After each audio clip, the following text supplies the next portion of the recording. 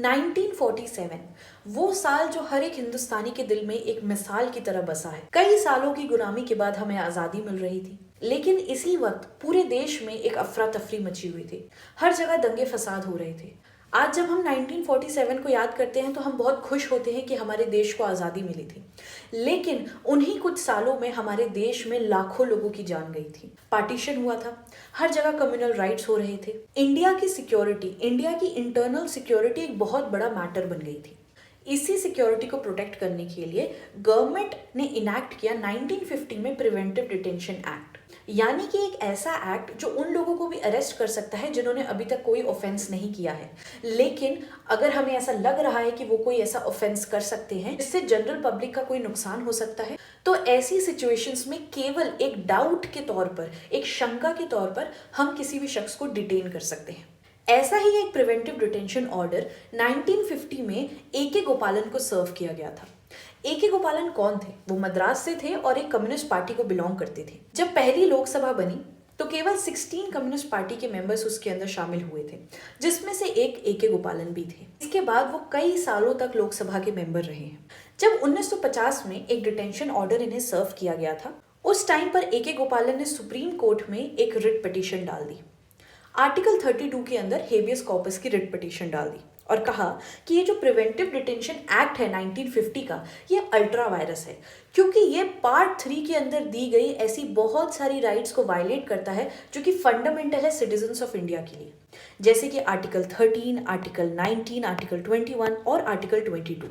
अपनी इस पिटीशन से इस गिरफ्तारी के अगेंस्ट ए.के. गोपालन ने एक बड़ा सवाल उठाया कि क्या एक आज़ाद देश में भी बिना किसी वजह से किसी को भी जेल भेजना कॉन्स्टिट्यूशनल है या नहीं है। पेटिशनर्स यानी कि ए.के. गोपालन ने कहा कि ये जो प्रिवेंटिव डिटेंशन है, ये आर्टिकल 19 के अंदर मुझे जितनी सारी राइट्स प्रोवाइड की गई है उसका वायलेशन है, और स्पेसिफिकली अगर मैं कहूँ तो आर्टिकल 19(1) क्लॉज डी के अंदर जो right to move freely in the territory of India, इस राइट का वायलेशन है। इस राइट की अगर मैं आपको बताऊं रीजनेबल रिस्ट्रिक्शन कहाँ दी गई है, तो वो दी गई है आर्टिकल 19 क्लॉज 5 के अंदर। इसके बाद उन्होंने कहा कि आर्टिकल 19 जो है, अगर आप मेरे आर्टिकल 19 का वायलेशन कर रहे हैं तो इसी के साथ आप मेरे आर्टिकल 21 का भी वायलेशन कर रहे हैं, क्योंकि इन दोनों आर्टिकल्स को एक साथ पढ़ा जाना चाहिए, क्योंकि इनके जो प्रोविजंस है वो ओवरलैप करते हैं। उसके बाद उन्होंने कहा कि जो अमेरिका का ड्यू प्रोसेस ऑफ लॉ है और जो इंडिया का procedure establish by law article 21 के अंदर, ये दोनों चीज़ें सेम हैं, इनके ऑब्जेक्ट सेम हैं और इनको किस तरह से कोर्ट को अप्लाई करना है वो क्राइटेरिया भी सेम है। इसमें बस एक ही डिफरेंस है, वो ये है कि ड्यू प्रोसेस ऑफ लॉ में हमें सब्सटैंटिव और प्रोसीजरल दोनों तरीके की प्रोटेक्शन मिलती है, और वही प्रोसीजर एस्टैब्लिश बाय लॉ के अंदर हमें सिर्फ प्रोसीजरल प्रोटेक्शन मिलती है। वही रिस्पोंडेंट्स ने यानी कि स्टेट ऑफ मद्रास ने ये कहा कि ये जो प्रिवेंटिव डिटेंशन है, ये आर्टिकल 21 के अंदर तो आता ही नहीं है। इसके प्रोविजंस हमने होली कवर किए हैं आर्टिकल 22 के अंदर। स्पेसिफिकली अगर मैं आपको बताऊं तो क्लॉज 4 से लेकर के क्लॉज 7 के अंदर इन सारी प्रोविजंस को कवर किया गया है। इसीलिए ये केस आर्टिकल 21 से लिंक होने का तो कोई सवाल ही नहीं उठाता है। उसके बाद उन्होंने कहा कि जो प्रोसीजर एस्टैब्लिश बाय लॉ, जो प्रोविजन एडेड है आर्टिकल 21 के अंदर, उसके अंदर अगर हम बात करें लॉ की, तो ये वो लॉ है जो कि इनैक्ट किया गया है बाय द स्टेट, यानी कि इस लॉ का मतलब एक जनरल सेंस में लॉ नहीं है, ये वही लॉ है जो स्टेट इनैक्ट कर रही है। इसका रीजन ये था कि पिटिशनर्स ने अपनी पिटीशन में कहा था कि प्रिंसिपल्स ऑफ नेचुरल जस्टिस भी अप्लाई करेंगे जब आप आर्टिकल 21 की बात करते हैं, लेकिन कोर्ट ने यहाँ पे ये कहा कि जो लॉ है वो एक जनरल सेंस में लॉ नहीं है जिसके अंदर हम प्रिंसिपल ऑफ नेचुरल जस्टिस को भी अप्लाई करा लेंगे। ये वही लॉ है जो स्टेट इनैक्ट कर रही है और इसके अंदर किसी भी प्रकार का कोई लॉ नहीं आएगा, इसे हम जनरल सेंस में इंटरप्रेट नहीं कर सकते। उसके बाद उन्होंने कहा कि आर्टिकल 19 आपको बहुत सारी राइट्स जरूर देता है, लेकिन आर्टिकल 19 को बनाते समय फ्रेमर्स ऑफ द कॉन्स्टिट्यूशन को ये पता था कि इन राइट्स का गलत इस्तेमाल भी किया जा सकता है, इसीलिए इन राइट्स को रीजनेबली रिस्ट्रिक्ट करने के लिए भी प्रोविजंस प्रोवाइड किए गए आर्टिकल 19 क्लॉज 2 से लेकर के आर्टिकल 19 क्लॉज 6 के अंदर। और उसके बाद उन्होंने कहा कि आर्टिकल 22 की अगर हम बात करें, जो क्लॉज 4 से क्लॉज 7 की बात है, इसके अंदर अगर हम देखें तो जो मेन राइट्स प्रोवाइड की जाती है ऐसे शख्स को जिसे प्रिवेंटिव डिटेंशन के अंदर डिटेन किया जाता है, वो ये है कि उसे राइट है कि वो जान सके कि उसे किस ग्राउंड्स के ऊपर प्रिवेंटिवली डिटेन किया जा रहा है, और साथ ही उसे राइट टू मेक रिप्रेजेंटेशन भी है। तो ये जो प्रिवेंटिव डिटेंशन एक्ट है, इसके अंदर ये दोनों राइट्स को प्रोवाइड किया गया है, इसीलिए किसी भी तरीके से आर्टिकल 22 का वायलेशन नहीं है। तो ये थे दोनों साइड्स के अपने अपने आर्ग्यूमेंट्स। पिटिशनर्स ने जहां एक तरफ कहा कि आर्टिकल 19 और 21 को एक साथ रीड करना चाहिए क्योंकि ये प्रोविजंस ओवरलैपिंग प्रोविजंस हैं और प्रिवेंटिव डिटेंशन एक्ट वायलेटिव है, पार्ट 3 फंडामेंटल राइट्स के अगेंस्ट वायलेटिव है, वही रिस्पोंडेंट्स ने, स्टेट ऑफ मद्रास ने इस चीज को साफ मना करते हुए कहा कि ऐसा नहीं है, preventive detention act legally valid है क्योंकि इसे आर्टिकल 22 के अंदर जितनी राइट्स प्रोवाइड की गई है वही राइट्स को मद्देनजर रखते हुए, वही राइट्स को इंक्लूड करते हुए हमने इस आर्टिकल को बनाया है।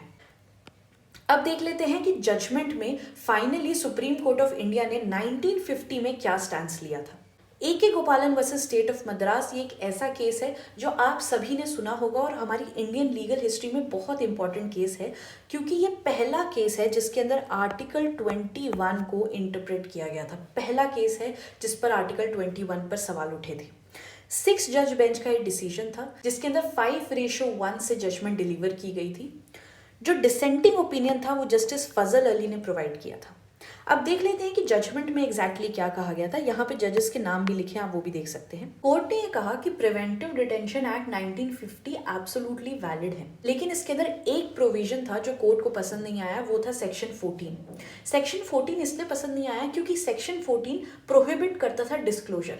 किस चीज का डिस्क्लोजर? डिस्क्लोजर कि आपको किस ग्राउंड्स पर प्रिवेंटिवली डिटेन किया गया है, इसे आप कोर्ट को नहीं बताएंगे। ना ही जो आपकी राइट टू मेक रिप्रेजेंटेशन है, ऐसे रिप्रेजेंटेशन के बारे में भी आप कोर्ट को नहीं बताएंगे। इनफैक्ट जो एडवाइजरी बोर्ड का डिसीजन होता है, एडवाइजरी बोर्ड, जब आप आर्टिकल 22 को पढ़ेंगे तो देखेंगे कि एडवाइजरी बोर्ड का भी एक रोल होता है प्रिवेंटिव डिटेंशन के अंदर। तो उस डिसीजन को भी और जो ग्राउंड्स पर वो डिसीजन है वो भी आप कोर्ट को नहीं बताएंगे क्योंकि वो एक कॉन्फिडेंशियल मैटर है। तो यहाँ पर कोर्ट ने डॉक्ट्रिन ऑफ सेवरेबिलिटी लगाते हुए सेक्शन 14 को हटा दिया और पूरे प्रिवेंटिव डिटेंशन एक्ट को वैलिड कह दिया। कोर्ट ने कहा कि सेक्शन 14 वायलेटिव है आर्टिकल 19 क्लॉज 5 का। आर्टिकल 19 क्लॉज 5 क्यों? वो इसीलिए क्योंकि आर्टिकल 19(1)(d) के अंदर ही हमें प्रोवाइड की गई है right to move freely throughout the territory of India, और इसी का रीजनेबल रिस्ट्रिक्शन है आर्टिकल 19 क्लॉज 5। इसीलिए सेक्शन 14 एक रीजनेबल रिस्ट्रिक्शन नहीं है कि आप किसी इंसान की right to move freely throughout the territory of India को कर्टेल करो ये कह के कि एक रीजनेबल रिस्ट्रिक्शन है, तो ऐसा नहीं है। इसीलिए हम सेक्शन 14 को स्ट्रक डाउन करते हैं, लेकिन preventive detention act 1950 is absolutely valid. उसके बाद इस केस में एक बहुत ही नैरो इंटरप्रिटेशन देते हुए जो राइट टू लाइफ और पर्सनल लिबर्टी हमें आर्टिकल 21 के अंदर प्रोवाइडेड है, तो कोर्ट ने इस पर्सनल लिबर्टी को सिर्फ और सिर्फ इंटरप्रेट किया फिजिकल लिबर्टी के तौर पर। कोर्ट ने नहीं कहा कि इसके अंदर मेंटल लिबर्टी आती है, या जैसे कि आज हम देखते हैं कि इसके अंदर प्राइवेसी भी आती है, इसके अंदर right to live with dignity भी आता है, इसके अंदर राइट टू लाइवलीहुड आता है, इसके अंदर राइट टू एजुकेशन आता है। तो ऐसी बहुत सारी राइट्स इसके अंदर आती है। लेकिन उस टाइम पर 1950 में जब पहली बार आर्टिकल 21 के ऊपर चर्चा की गई थी कोर्ट में, उस टाइम पर कोर्ट ने कहा कि आर्टिकल 21 में जो पर्सनल लिबर्टी प्रोवाइडेड है वो सिर्फ और सिर्फ रिस्ट्रिक्टेड है टुवर्ड्स फिजिकल लिबर्टी, उससे ज्यादा कोई भी लिबर्टी प्रोवाइड नहीं की गई है। तो बहुत ही नैरो इंटरप्रिटेशन ऑफ आर्टिकल 21 के लिए भी ये केस जाना जाता है। और कोर्ट ने कहा कि आर्टिकल 19 जो है और आर्टिकल 21 है, ये दोनों अलग अलग राइट्स हैं, इनके बीच में कोई भी कनेक्शन नहीं है। उसके बाद जो फोर्थ पॉइंट कोर्ट ने कहा वो ये था कि आर्टिकल 21 ऑफ द कॉन्स्टिट्यूशन के अंदर जो लॉ वर्ड का यूज किया गया है उसका मतलब है स्टेट मेड लॉ, यानी कि इस वर्ड लॉ को हम एक एब्स्ट्रैक्ट और जनरल सेंस में यूज नहीं कर रहे हैं जिससे हम इसके अंदर प्रिंसिपल्स ऑफ नेचुरल जस्टिस ला सके। जब हम बात करते हैं प्रोसीजर एस्टैब्लिश बाय लॉ की, तो वो डिफरेंट है ड्यू प्रोसेस ऑफ लॉ से, क्योंकि ड्यू प्रोसेस ऑफ लॉ के अंदर जो शब्द ड्यू का यूज किया गया है उसका मतलब होता है जस्ट। तो वहां पे कोर्ट्स के पास ये पावर है कि वो ये देखें कि जो प्रोविजन है, जो लॉ है, वो जस्ट है या नहीं है। फ्रेमर्स ऑफ द कॉन्स्टिट्यूशन ने ड्यू शब्द को ओमिट इसलिए किया क्योंकि वो ये पावर कोर्ट्स के पास नहीं देना चाहते थे कि courts justifiable aspect of law के ऊपर कोई भी कमेंट दी, यानी कि to consider whether it is reasonable और not by the court does not form part of the Indian constitution. Reasonable है या नहीं है कोई लॉ, ये चीज़ की पावर कोर्ट्स के पास नहीं थी। इंडियन कॉन्स्टिट्यूशन ऐसी कोई भी पावर नहीं देता है, ये भी कहा गया था इस केस के अंदर। इसके बाद अगर हम देखें तो बहुत ही फेमस डिसेंटिंग ओपिनियन है जो जस्टिस फजल अली ने प्रोवाइड किया था। उन्होंने दो बहुत प्रोमिनेंट बातें कही थी। सबसे पहली चीज़ तो उन्होंने कही थी कि आर्टिकल 19, 20, 21, 22 की जब हम बात करते हैं तो वो सारे आर्टिकल्स इंटरलिंक्ड हैं। वो इसीलिए है क्योंकि आर्टिकल 19 आपको बहुत सारी ऐसी राइट्स देता है जो आपको पर्सनल लिबर्टी प्रोवाइड करती है, और पर्सनल लिबर्टी क्योंकि आपको आर्टिकल 21 के अंदर भी प्रोवाइडेड है, इसलिए ये दोनों आर्टिकल्स तो मैच खाते ही हैं। उसके बाद उन्होंने कहा कि आर्टिकल 20 और आर्टिकल 22 क्योंकि अरेस्ट और डिटेंशन की बात करता है, तो ये ऐसे दो एस्पेक्ट्स हैं जहाँ पे आपकी पर्सनल लिबर्टी को कर्टेल किया जा सकता है। इसीलिए भी आर्टिकल 21 का यहाँ पे ओवरलैप करना ज़रूरी हो जाता है, क्योंकि कोई भी चीज़, कोई भी एक्ट अगर आप आर्टिकल 20 और 22 के अंदर करते हैं तो वहाँ पे आप किसी इंसान की पर्सनल लिबर्टी को इन्फ्रिंज कर रहे हैं, डिप्राइव कर रहे हैं उसे उसकी पर्सनल लिबर्टी से। इसीलिए आर्टिकल 21 भी क्वेश्चन में आ जाता है ऐसी सिचुएशंस में।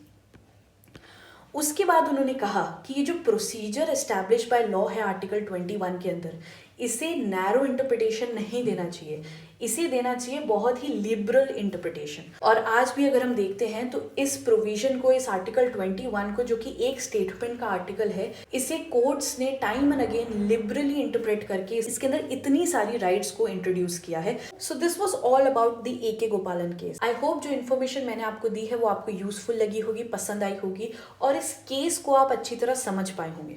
अगर आप इस लेक्चर की PDF चाहते हैं, आप इस QR को भी स्कैन कर सकते हैं। साथ ही ये लिंक भी प्रोवाइडेड है जो नीचे डिस्क्रिप्शन बॉक्स में भी दी गई है, वहां पे क्लिक करके आप फ्री में इस लेक्चर की PDF ले सकते हैं। इसी के साथ अगर आपको हमारे चैनल से कोई भी मटेरियल परचेज करना है तो अभी होली स्पेशल ऑफर भी चल रहा है, आप इस ऑफर को अवेल कर सकते हैं और बहुत अच्छा डिस्काउंट पा सकते हैं। सारी डिटेल्स आपकी स्क्रीन पर है, और डिटेल्स जानने के लिए आप हमें इस नंबर पर व्हाट्सअप कर सकते हैं। नीचे डिस्क्रिप्शन बॉक्स में भी इस व्हाट्सअप चैट की लिंक दी गई है, वहां पे जाके भी आप हमसे डिटेल्स ले सकते हैं। इसी के साथ वीडियो को यहीं पे ख़त्म करते हैं। Take care and bye bye.